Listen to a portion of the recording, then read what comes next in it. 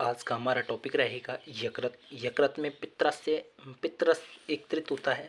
यकृत में पित्तरस एकत्रित होता है। पित्राशय में एकत्रित होता है पित्तरस। ठीक है, पित्राशय से एक दिन में 700 ml से 1000 ml पित्तरस स्रावित हो सकता है।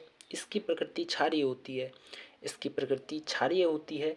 जो पित्तरस होता है उसकी प्रकृति क्षारीय होती है।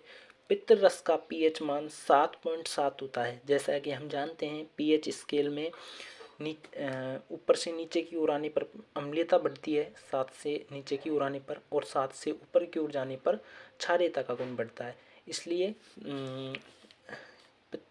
पित्ताशय की जो प्रकृति है वो क्षारीय है। ठीक है, पित्तरस के द्वारा वसा का पाचन किया जाता है। पित्तरस में दो वर्णक पाए जाते हैं, एक बिलिरुबिन और एक बिलिवर्डिन। ठीक है, दो प्रकार के वर्णक पाए जाते हैं। बिलिरुबिन पीले रंग का वर्णक होता है और बिलिवर्डिन हरे रंग का वर्णक होता है। बिलिरुबिन की मात्रा बढ़ने से पीलिया रोग हो जाता है, जिससे शरीर पीला होता जाता है। यकृत का भार 1.67 kg होता है। यकृत का अध्ययन हिपेटोलॉजी कहलाता है। क्या कहलाता है? हिपेटोलॉजी कहलाता है। और रक्त का अध्ययन हमने किया था उसे हिमेटोलॉजी कहते हैं। ठीक है, सबसे बड़ा आंतरिक अंग है यकृत सबसे बड़ा आंतरिक अंग है। लंबाई के अनुसार त्वचा शरीर का सबसे बड़ा अंग है। लंबाई के अनुसार देखा जाए तो त्वचा सबसे बड़ा अंग है, जिसे शरीर का हरपन मूलांग भी कहा जाता है।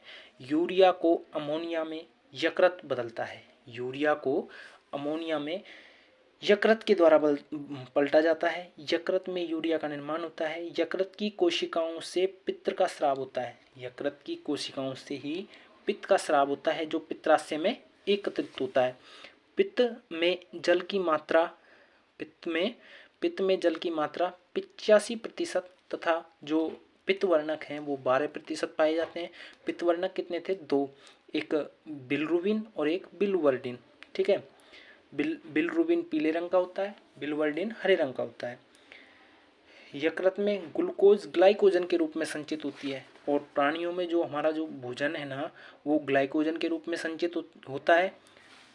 मनुष्य में भोजन संचय ग्लूकोज के रूप में होता है, ग्लाइकोजन के रूप में होता है।